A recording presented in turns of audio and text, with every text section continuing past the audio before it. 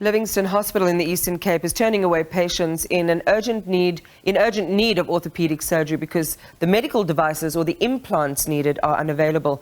And worse still, we understand that doctors there don't know when they might be able to conduct the procedures, nor are there any hospitals they're able to refer patients to. Livingstone Hospital has one of the largest and busiest casualty units in the province, so the situation is critical. Dr. Mtandeki Xamlashe is the Eastern Cape Health Department Deputy Director General and joins us now. Good evening and thank you very much for your time. This is a desperate situation for patients. Good evening to you and good evening to your listeners. I hope you can hear me clearly. Yes, we have you loudly and clearly. So you were acting CEO at that hospital, so you understand the challenges there very well. From that perspective, and your last recollection, I think around December last year, how bad is the situation? The situation is not good, and the situation has been worse than this. We're now sitting at 60 cases waiting for operations and different categories of cases. To me, where I'm seated, having been in that hospital, the situation has improved as a result of a very well-coordinated plan, including our finance and suppliers and the teams on the ground at Livingstone Hospital. Remember, last year, before June, we were sitting at about 250 cases in the backlog waiting to be operated. That number is now at 60. We're not happy, but we're doing everything to make sure that we cut that down to almost nothing. So for these 60 that are still awaiting, and as you say, there has been a marked progress or reduction in that backlog. For those patients who are looking for these operations, and we understand they're quite urgent, what is the backup plan for now?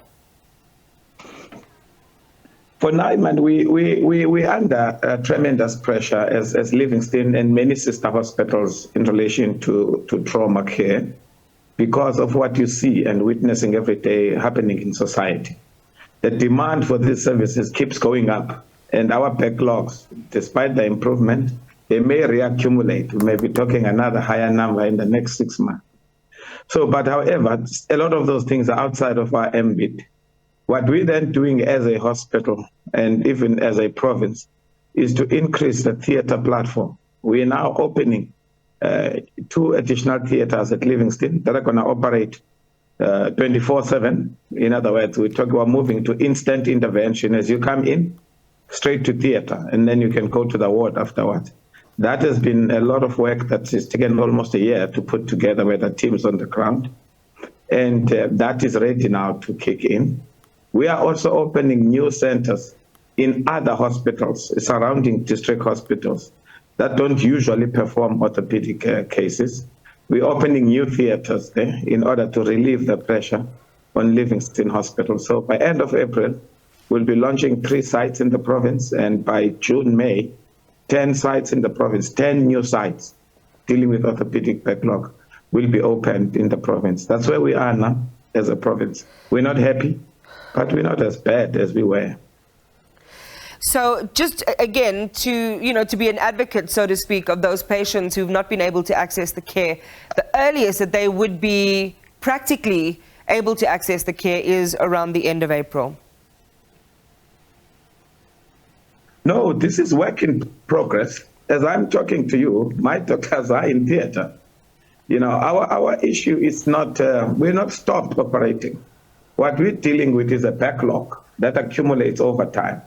You will imagine when 3 patients come to a hospital, one needs a hip replacement, another one has got an arm that's broken, another one has got a broken neck.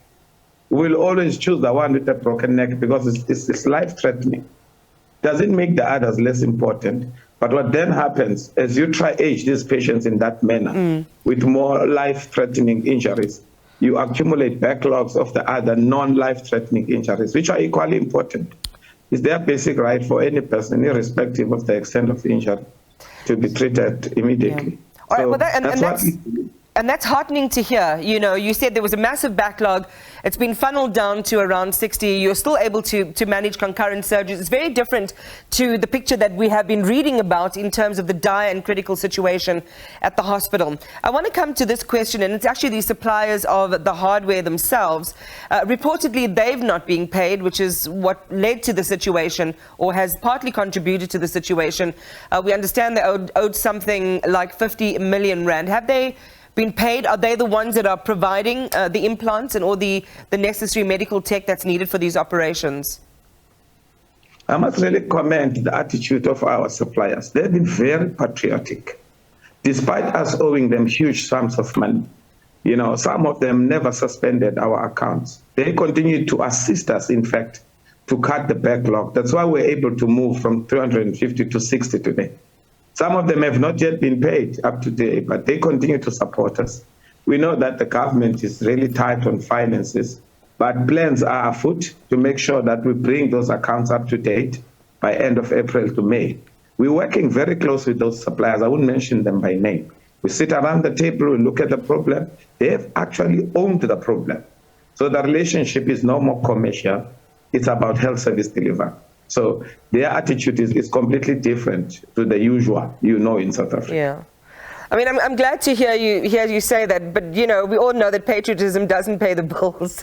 And eventually, you know, those monies and proper financial management has to be made. I was reading a report somewhere that talked about also a reduction in corruption in the province.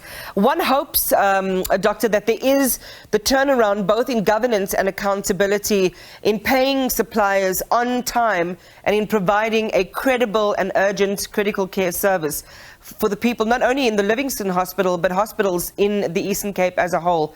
How can you reinforce that promise to patients there? We're under very strict terms from our own Premier and our own MEC. Our HOD has put a plan to make sure the finance team responds to invoice within 30 days as per legislation. That is the problem. But the department has gone through various bad cycles, call it bad patches, especially coming from the medical legal cases that were settled in lump sum. That disrupted our rhythm of payment, but we're recovering, you know, from that. As you know, that we have made some strides in that area in the courts of South Africa. So we are making a difference, a slow progress, but ultimately, I also want to make an appeal to communities to come to party and assist us.